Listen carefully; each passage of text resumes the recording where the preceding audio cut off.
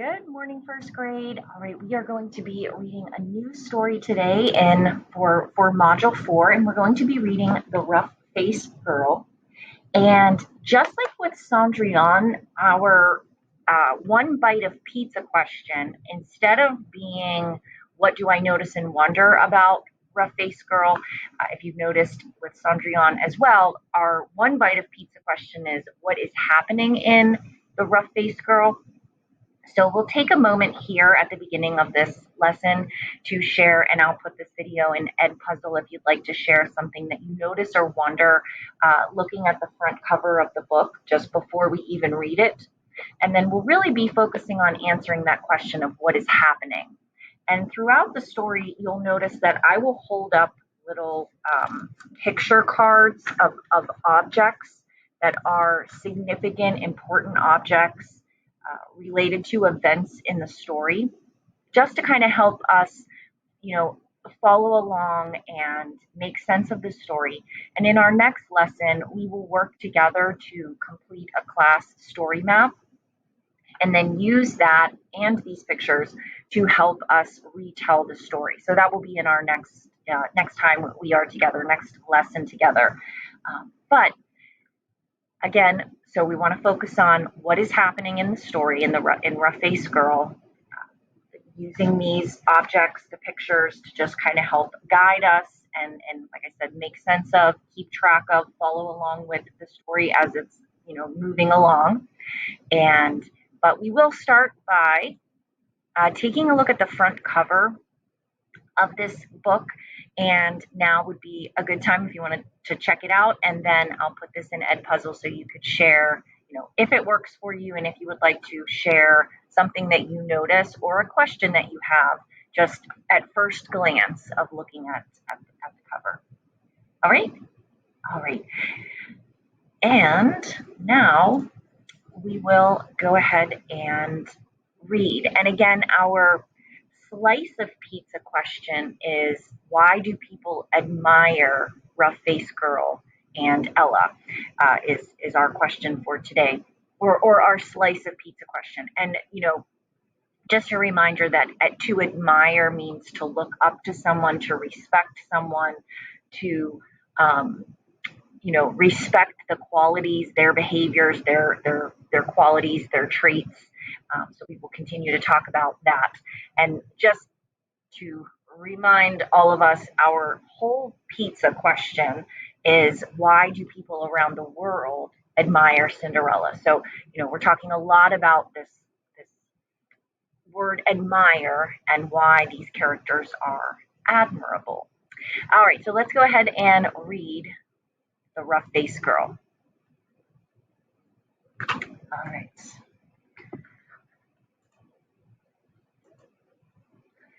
Once, long ago, there was a village by the shores of Lake Ontario. Off from the other wigwams of this village stood one great huge wigwam. Painted on its sides were pictures of the sun, moon, stars, plants, trees, and animals. And inside this wigwam, there was said to live a very great, rich, powerful, and supposedly handsome, invisible being. However, no one could see him except his sister, who lived there too. Many women wanted to marry this invisible being, but his sister said, only the one who can see him can marry him. Here's for this part.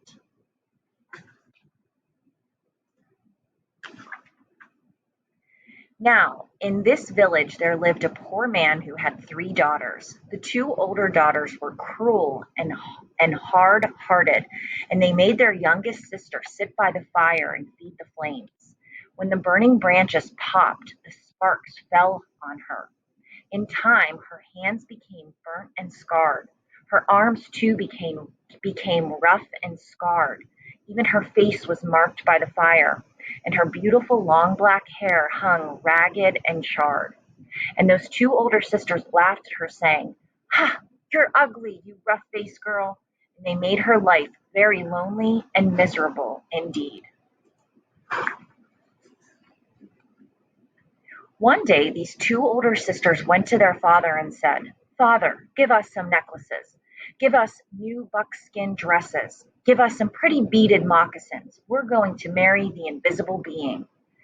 So their father gave them sorry.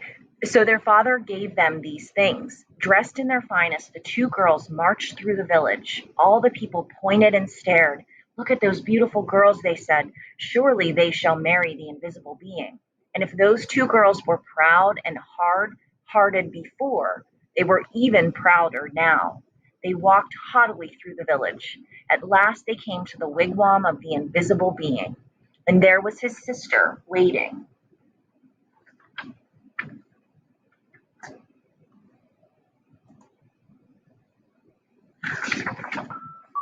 "Why have you come?" she asked. "Why have you come?" she asked. "We want to marry the invisible being," they answered. "That's why we're here." "If you want to marry my brother," she replied, "you have to have seen him. Tell me, have you seen the invisible being?" "Of course we've seen him," they insisted. "Can't you see how pretty we are? Can't you see the beautiful clothes we wear?" "Oh, yes, anyone can tell that we've truly seen the invisible being." "All right," she said quietly. "If you think you've seen him, then tell me, what's his bow made of?" And suddenly her voice was swift as lightning and strong as thunder.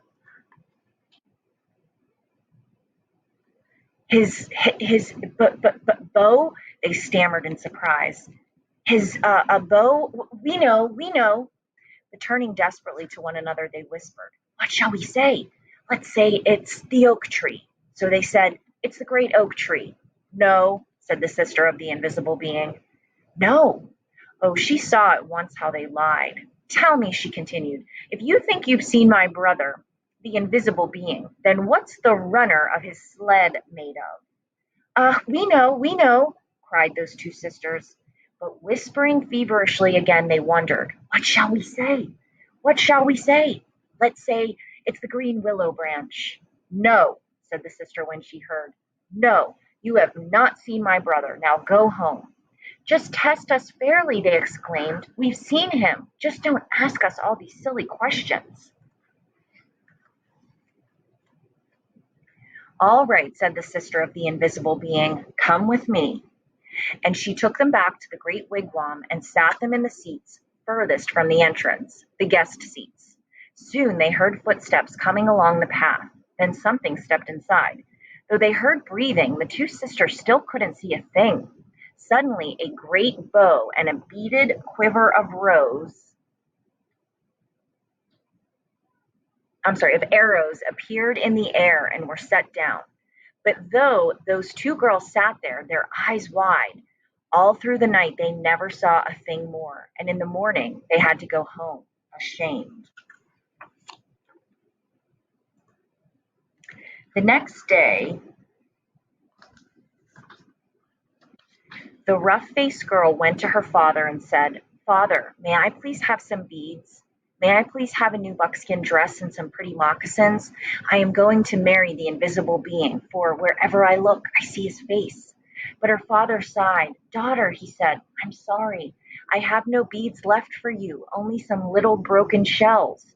I have no buckskin dress, and as for moccasins, all I have left are my old, worn, cracked, and stretched out pair from last year, and they're much too big." But she said, "Whatever you can spare, I can use." So he gave her these things.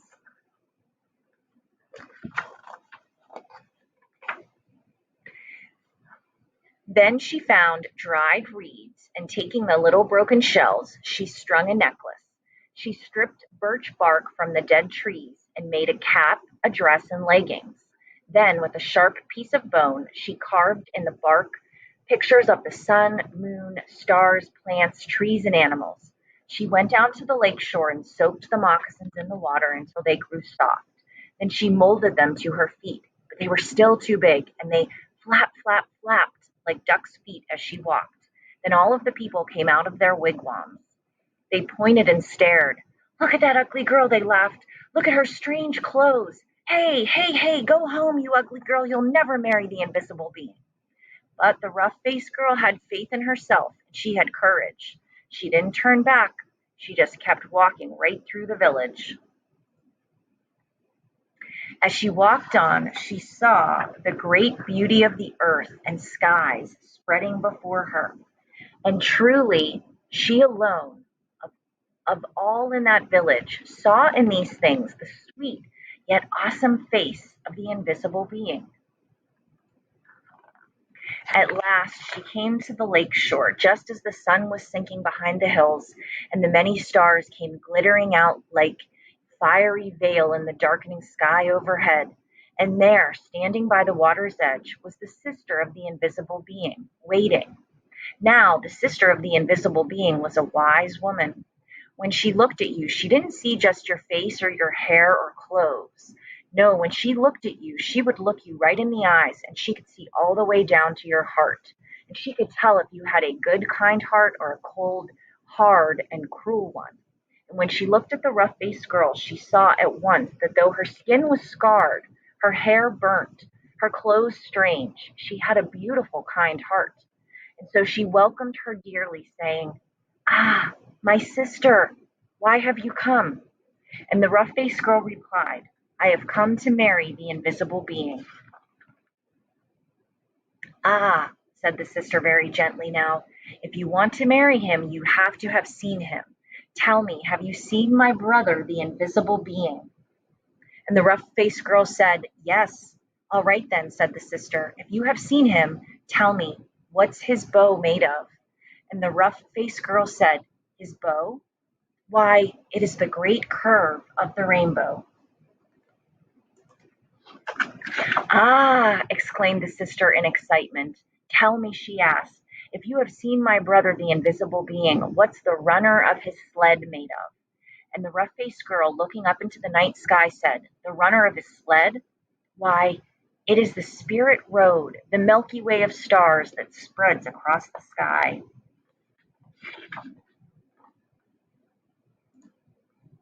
"Ah!" cried the sister in wonder and delight. "You have seen him. Come with me." And taking the rough-faced girl by the hand, she led her back to the great wigwam and sat her in the seat next to the entrance, the wife's seat. Then they heard footsteps coming along the path, closer and closer. The entrance flap of the wigwam lifted up, and in stepped the invisible being. And when he saw her sitting there, he said, "At last we have been found out." Then, smiling kindly, he added, "And oh, my sister, but she is beautiful." And his sister said, "Yes."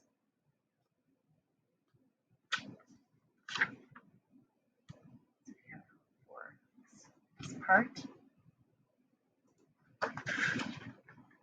The sister of the invisible being then gave the rough-faced girl the finest of buckskin robes and a necklace of perfect shells.